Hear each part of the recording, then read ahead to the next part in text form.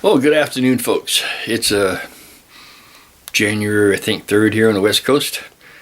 By the way, Happy New Year to everybody, to all my subscribers, anybody else out there in YouTube land that watches my vids. I hope everybody had a good one. Hope everybody had a great Christmas.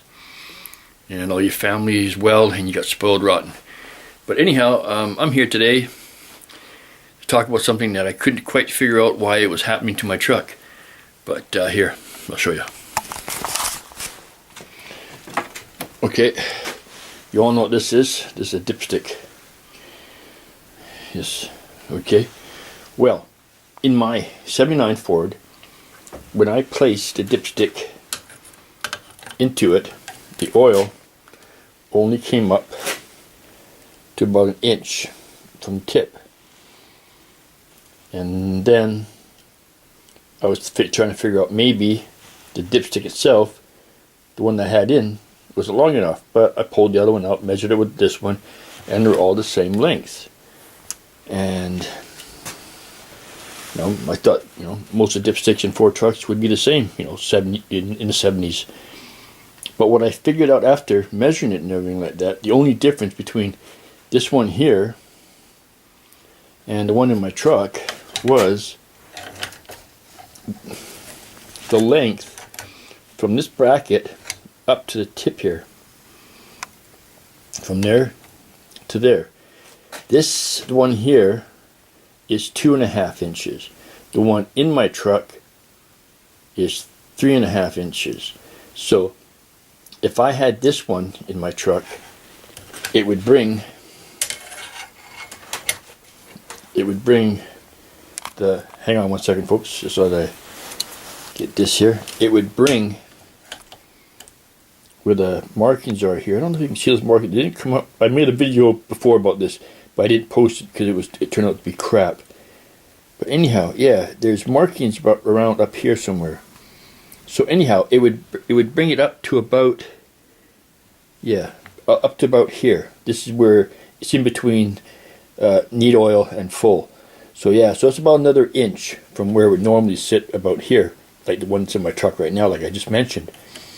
So what I got to do is either pull the one that's in my truck now out and put this one in, or, which I probably think would be a little bit simpler, would be to take the alternator out, because this is the bolt hole that holds the alternator in, and then take the alternator out, then pull this back, because I can get in there, and I've got the tube cutter.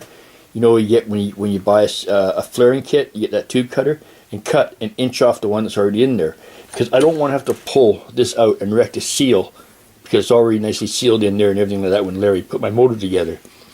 So yeah, so that's my dilemma, and I'm glad I got it figured out. I couldn't figure out what it was, I just didn't bother doing a lot of measurements, and like I said, once I did find it out, I found out this was the culprit.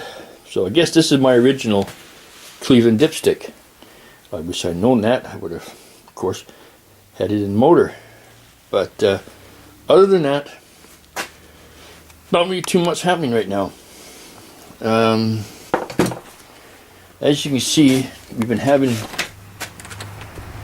some pretty high winds around here. It's really wet, been raining like hell, and the trees just blowing a little bit. We've had, 80, 90 kilometer-an-hour winds, which to you people that's still on the imperial system, it's about 50 miles an hour, between 40 and 50 miles an hour. No big deal. We get them here all the time. Everyone's going with global warming. Oh, they're getting worse. No, they're not. It's called the weather. You don't know whether it's going to be this way or whether it's going to be that way. But anyhow, yeah, there's all the old beasts right now. Like I said, I got some stuff to do to this. I got a dipstick to do to this one, and I got to figure out what's going on with this lock. It works okay, but when you go to push it in, take it out, it really grabs. And let's see, I should do a cold start on this. Maybe I will. And this is my 2000 Ford F-150. I don't know if I'm going to keep it or not. I mean, I could use the money to go towards, some of the money towards putting new tires on my red and white one, and doing a little bit of work to it, but it's a great little truck. The only blemish is this one. Is this blemish right here. I guess whoever had it the first time got, you know, rolled down the side or something, because it's not, you know, cracked or anything like that. It's just been pushed in here and right here. But other than that, yeah, you know, it's a great little truck, and I got it for a price that's just, I couldn't tell you, because you drop dead if you found out what I paid for it.